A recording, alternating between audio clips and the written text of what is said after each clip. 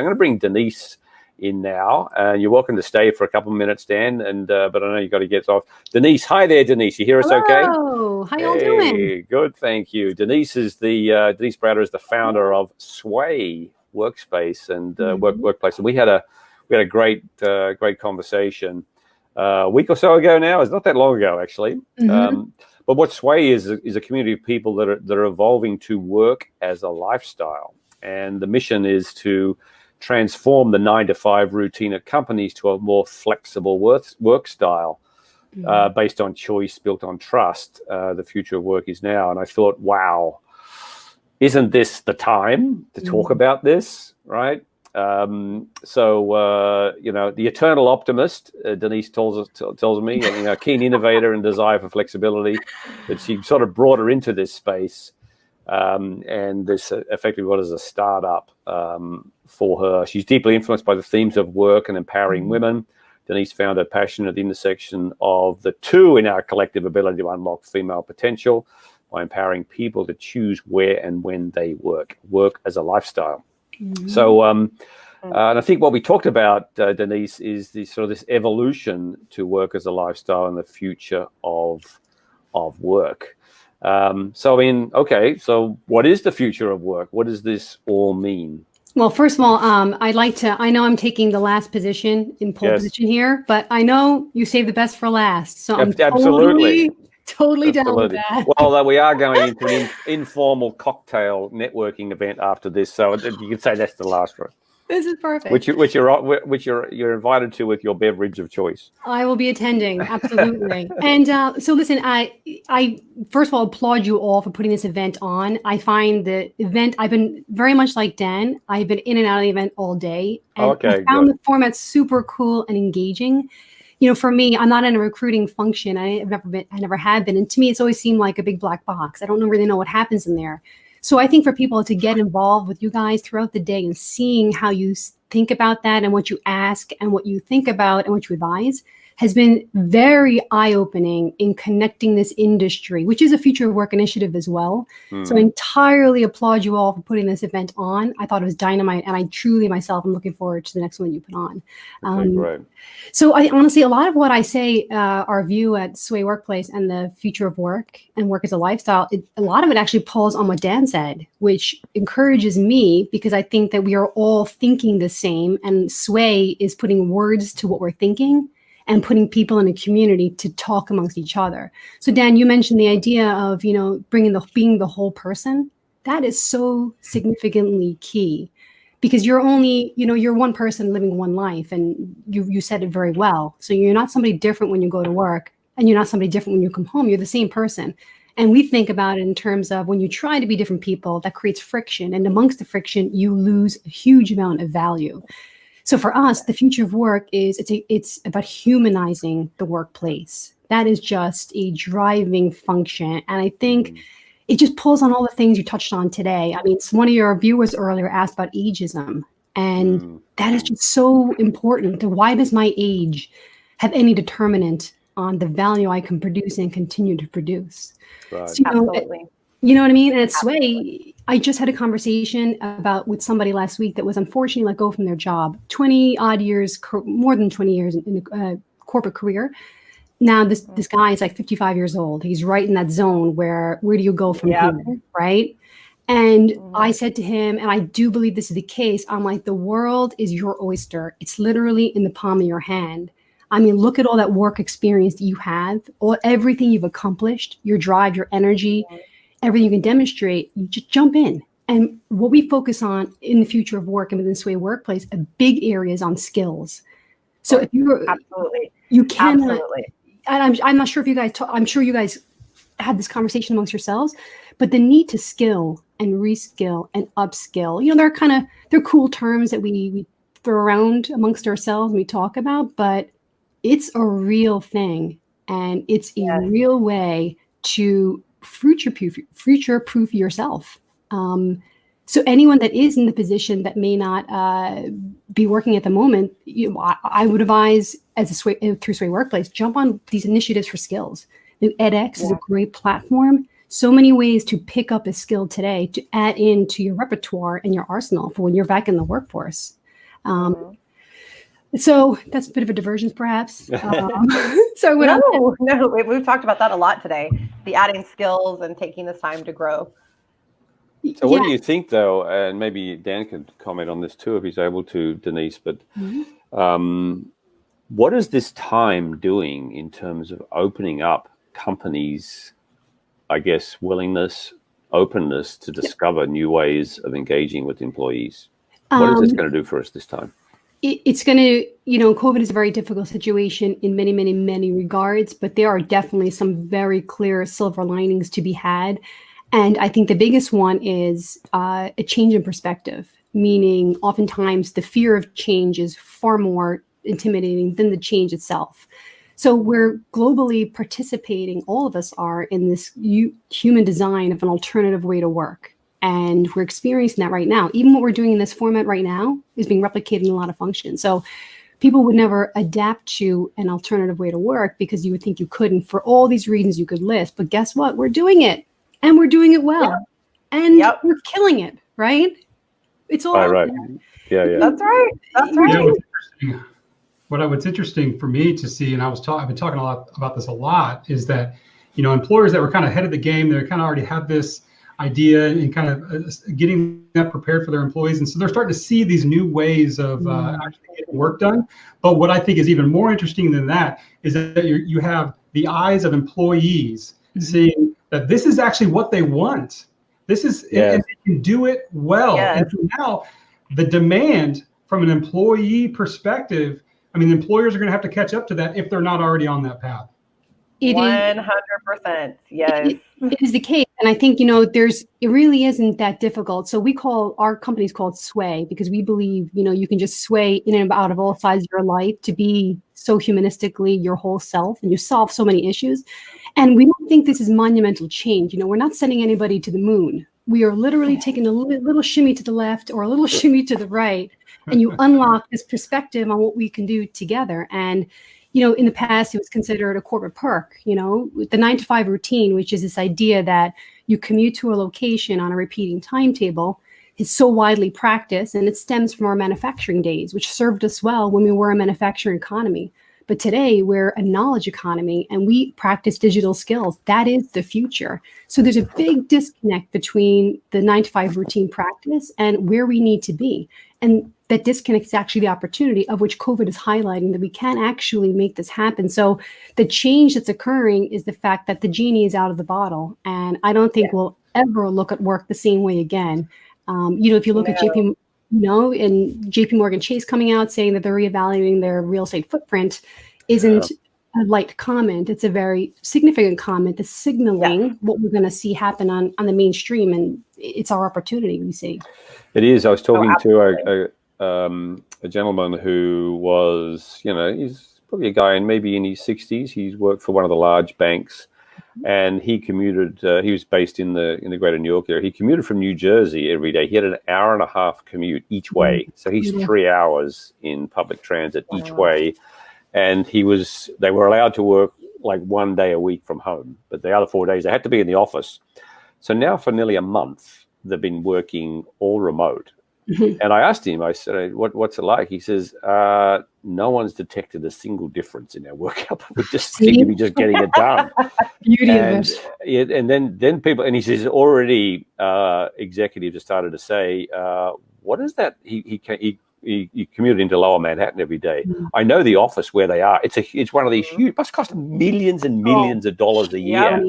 Huge to keep money. This facility running. And I said, I wonder what executives must be looking at this purely. One of the answers is say, can I just save space, right? Can I just save costs, plus give my employees a much more flexible work experience? What's your view on that? We all think of things in terms of dollars and cents, and I have a finance background, and I think of everything through how does it affect the bottom line, because that really is the driver. Right. There's lots of things I would love to do, but I'm only going to really do today what I need to do. And Dan, to your point, you pull out your 3 priorities, those go to the top, and that's what gets done. Anything else is gravy after that.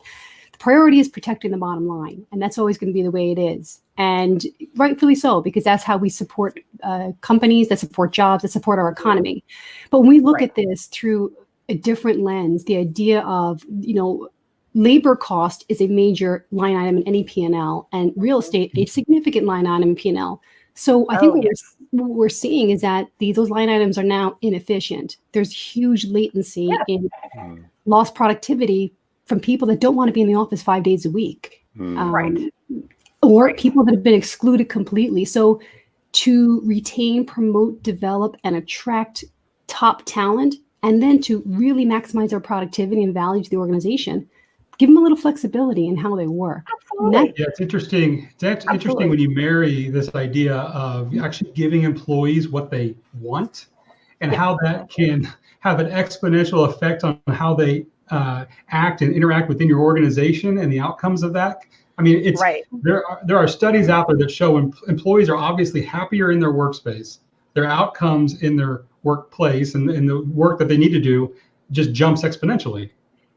It would. Yes, and I tell you, I've actually run my entire company remotely. Everybody that ever has done work for me is completely remote. I don't believe in having an office. I don't do a bunch of nonsensical expenses. And one of the reasons is that I watched a very good firm go under because they had all of these expenses. They couldn't float through a hard time because they had the expensive real estate and a prime location, like you were addressing, Mike. They had all the other expenses to go with it, because it's not just as simple as, oh, I have this office. Then there are additional bills that go with that as well. Whereas if your employees are remote, you don't have that. Plus, everybody likes, well, not everybody, that's not true. There are people that prefer to go into an office, but most people like the flexibility of remote. And it is the way that the workforce is going. It is the way of the future. And, at Sway, we don't think that everyone should work remote because it doesn't suit some people. And we also don't think that everyone should be in an office. We think the future of work is a sweet spot of somewhere in between. And where you land in between is quite unique to you. But the real lever to get there is trust. And I mean, if you really want to see exponential value from somebody in your team, trust them.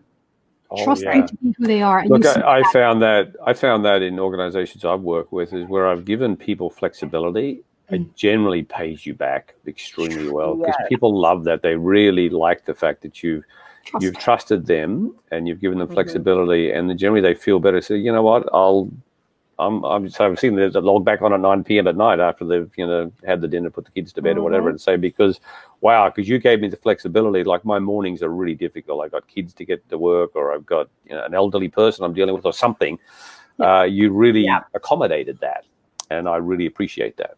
Yeah, I've had employees that are they're so funny. They're so used to bosses that won't work with them, that when the last time I was actually managing for another company, I had employees that would say things. I actually had a girl come into me and say, I have to quit. And I said, I'm so sorry. What's going on?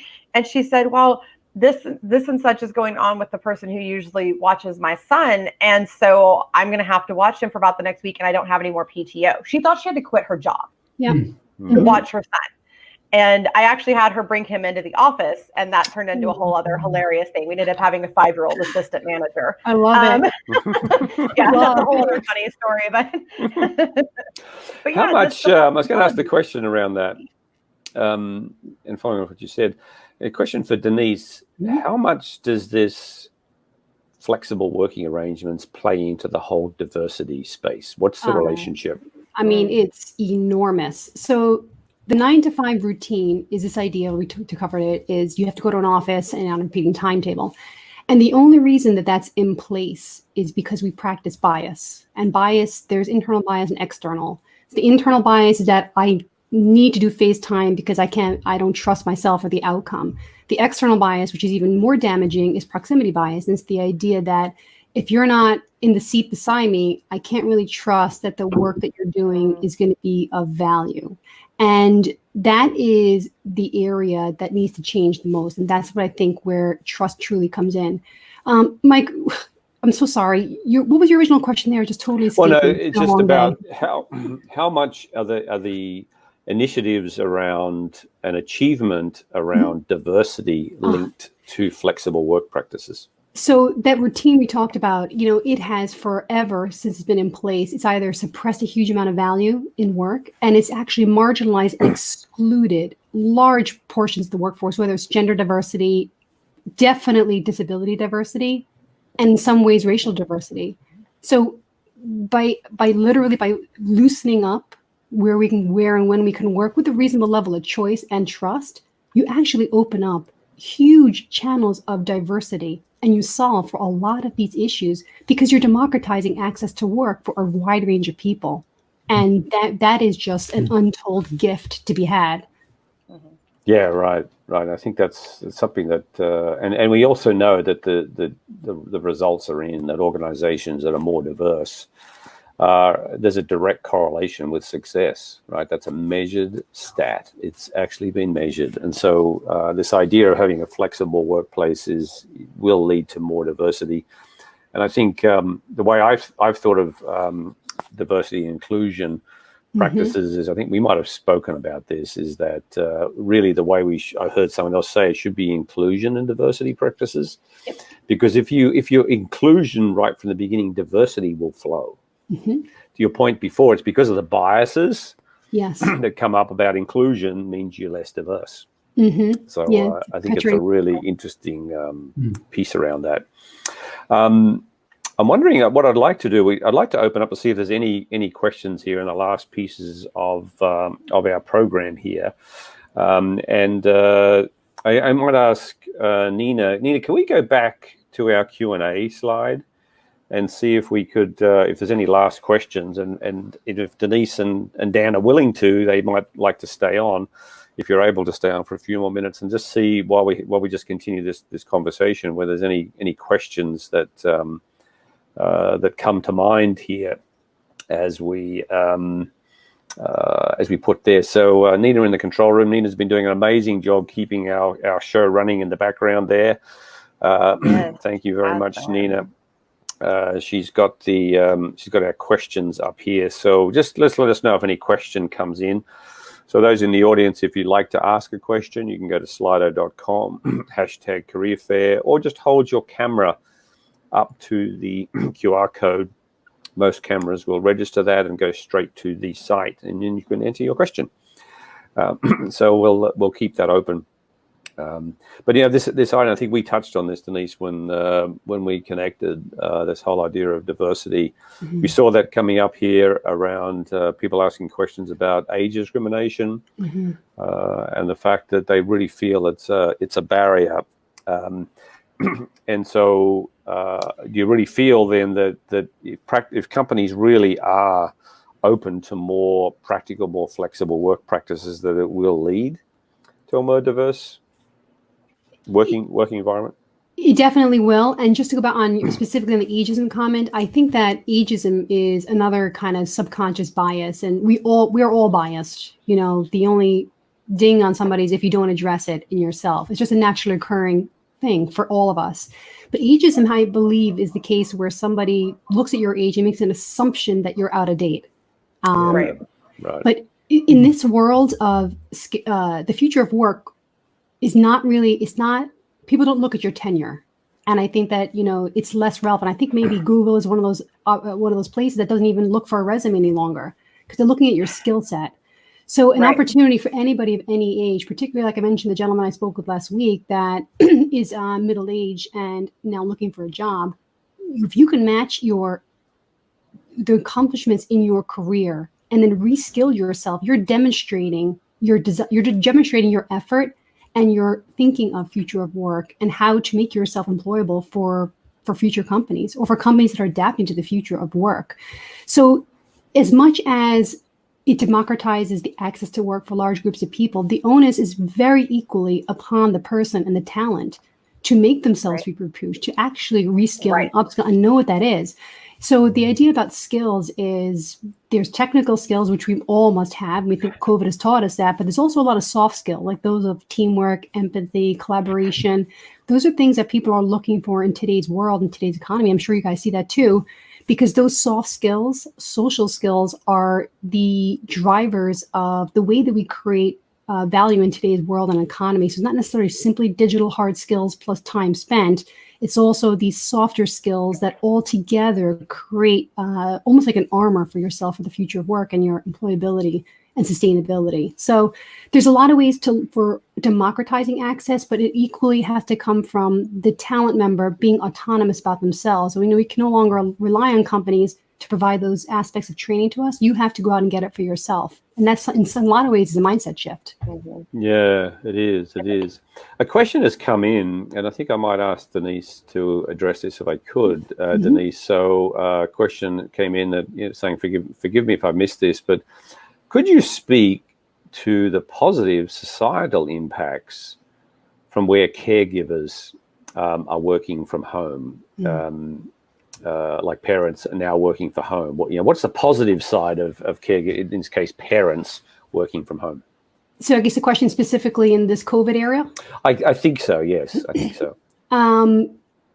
I can tell you from personally going through this at the moment. So I have 3 young children, and myself and my husband are working from home. We're a tight team of 5 in our 3-bedroom house. And there are major upsides to this current situation. It's not going to last forever. And I can say it has made me very efficient with my time, and it's allowed me to remove a lot of noise. And one thing that Dan mentioned earlier, which is interesting, is this idea that we have this view that when you work, you have to work for 8 to 10 hours a day.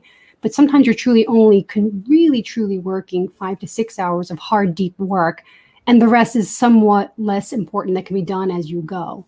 So I would think that my opinion is that this experience in COVID, in terms of being a parent and a caregiver, has taught me to be a lot more efficient with my time, because removing noise allows me to be more connected to my family. And there's a huge upside and benefit to being close to my family now in these ways and in this situation that allows us to see each other differently. So from the caregiving aspect, there's huge benefits from a societal perspective. I mean, that's a whole another subject we could talk about for forever. And we're seeing the tensions, and we're seeing how to resolve it, and we're seeing problems in our families, and we're resolving them as we go, because it's such a unique situation. But I know for certain that we're going to come out of this better and stronger than we went into it, and very unexpected, because this is such an uninvited change.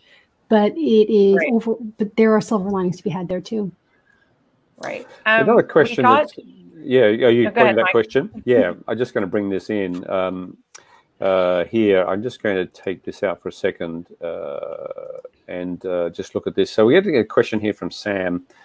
Just make sure I understood it, and I'll see if the panel can address this one. It says, how do you deal with ageism, criticism, and filtering in a positive and realistic manner? So I guess that's, is that looking, I guess it's age bias in some way. I think that's what Sam's referring to, in a positive and realistic manner. Are there any good resources to help someone deal with ageism bias to stay employed? Who'd like, Catherine, do you want to have a first? Yeah, I'm going to try to take a whack at this from a few different angles, because I'm not exactly sure what stage of employment they're referring to, whether it's job searching or once they're in a job. So I'm going to kind of address both. So when it comes to the job search and ageism, I don't know if you were able to hear earlier, Sam, we did talk about things like on your resume, doing not posting when you graduated from school, not putting the years, only going back 7 to 10 years in your resume. But honestly, energy on the resume is everything. And when I say show energy on your resume, what I mean is show excitement, brag a little bit about yourself, show off all the awesome things that you've done, be specific. These are I went over this goal by this much. I accomplished this. I brought in this new technology or this new innovation. I did this and that. Show the energy that will combat it there. Same thing on your LinkedIn profile. Show energy. Always show energy. Oh, job searching. Okay, thank you very much for your clarification, Sam. So start there with the resume and profile. When it comes to interviewing, that's when it gets a little bit tough, because they're going to figure it out at some point, right? Here's what I would say about that. I've dealt with this a lot. That's the number one prejudice that I have clients try to pull with me. And by the way, it never works. Number one, go into everything and show your energy, because what's ultimately happening, Sam, is because I've broken this down with a lot of employers. I said, well, what are you really afraid of? When you don't want people of a certain age, what are you really afraid of? And there's 2 things. Number one is energy level. Okay. And so that's going to be, or, ability to do the job. So that's going to be So it's going to be very, very important for you to go in energy and pep and showing them that you've got this and that you're confident. That is absolutely imperative to go in. And that's true of anybody, by the way, but that's especially true if you're trying to overcome ageism. The other one is technology. Now, I will tell you, and Mike's about to start laughing, I am technologically handicapped. I can do the basics, but I literally break every bit of technology ever in life. And if there's anything at all confusing, I can't do it. And then I have an 84-year-old grandmother who just learned brand new technology recently on the computer. And so for somebody to tell me that it's an age issue is completely and totally ridiculous, but it is something that people have in their brains. So demonstrate your knowledge and say, I know, I don't know, whatever, Google Docs, or I know Excel, or I know this computer technology, and I'm very quick with it. I also just learned, and talk about something that you've recently learned. I've recently learned this and that. That will help them to get past that click in their brain, because what they're really afraid of are those two things: energy level and the technology aspect. I hope that helps, Dan. Catherine, sure, Dan. When you were saying that, Catherine, it made me think, it's really about confidence, about when you come into the space to have those conversations. Yes. And so if you're already in your head about, oh man, I'm just not, to use Catherine's example, I'm just not that great at technology, you've just created this limiting belief in your brain that you're not good at technology. Right. And so I would encourage someone in that space to say, okay, write it all down. What do you think that you're not good at? What do you think's holding it up? And now make the opposite. If all things were equal, what would make this true? So I'm not great at technology. Okay, I'm very good at learning and studying and researching, and I can get good at technology, right? And then have that mentality in your head versus I can't versus I can. But you got to get it out. You got to start retraining the way you're thinking about it. Otherwise, you're going to convey that in the conversation that you're not good at that particular aspect. I really agree with you, Dan, and I've experienced this definitely myself in terms of little story. When I first started networking with startups in the city, is for my consulting business, I hadn't worked with startups before. I went into in one of the first networking meetings, and literally walked in there, and everyone looked like the age of my daughter, and I walked in there, and I actually said to myself, this brain, the little voice in my head, which works, to your point, was saying, wow, Mike, all these people are going to think you're here to pick up your daughter. That's what I actually said to myself. And I said, what, that's stupid. So I just turned that around. I put that to one side. I said, no, that's an outside view. And I just focused on value and focused on the value I can bring, and asking these startup founders about their companies and what have you. And I was pleasantly surprised how much engagement I got. So much so that I now run a pitch competition for startups in New York. It's amazing how, and I really believe that the way we think about ourselves becomes outwardly what the outcome is, and it's so important to make the decision within yourself about what you believe in and your stance, and that becomes reality. These limiting beliefs we have, I really believe you there, Dan. Right, absolutely. Oh, we missed a question too. There was one on Nina's screen. Okay, let's bring that up. The technology one, was it, for Roxanne? Brings technology, yeah. Working from home brings some technology questions and the equipment. Maybe Denise could also help on that. Maybe I'll ask Denise on that one. So the question from Roxanne is, bring some technology questions. Should there be HR policies around having the right equipment and the right workspace? Absolutely. And depending on what size company you work with, you have to lead with the security mind, meaning you have to be very aware of data sensitivities and security when you are working outside of the office. But the nice thing is that's a mindset, right? That's having a remote and a digital mindset. And that's a muscle that you build over time. You practice it. You don't buy it off the shelf. You have to truly intentionally practice it. And the idea of technology, remote technologies, is there is a plethora of technologies. We're not short on it. We're not short on options. Many, many, many technologies are out there to use for either video conferencing, having an audio call, or for working on a document in real time and saving to the cloud. Those are the basic premises of what you need to do to work outside of the office. loads of companies have addressed that by creating really easy to use software, really easy to access, and oftentimes very inexpensive. So 20 years ago, you would have to buy a software package. Now, today, you can subscribe to it. So as opposed to paying $20,000 for something, today you can pay $5 a month and use that service on a month-to-month basis. So the economics around technology has completely shifted. It's become very user-friendly, very intuitive, super simple to install.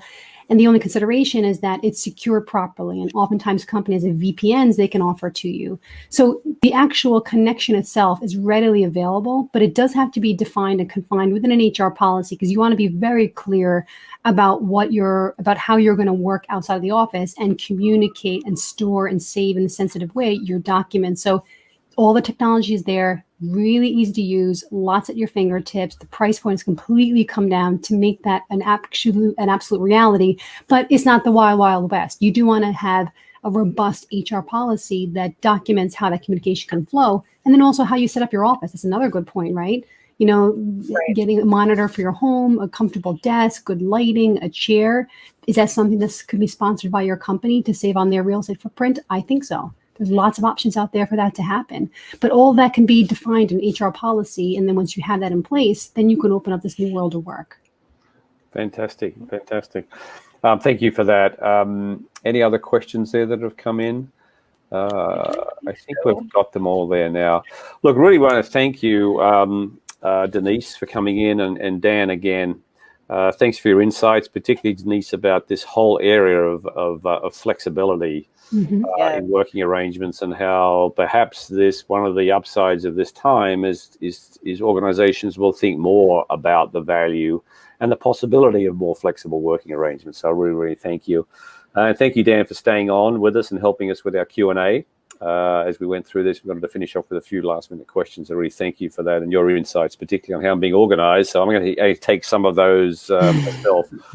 So thank you, Denise. Thank you, Dan. And please come back if you can. I did send you the links. We've got a virtual cocktails just for half an hour after the end of this. If you're able to join us with a beverage of your choice at 5 p.m. Eastern, there's a Zoom link, and we're actually going to share that with everybody here. To come and join us if you're able to. So again, thank you, Denise, and thank you, Dan. Guys. Thanks, guys. Awesome. Thank you all so much. Appreciate that. Thank you very much.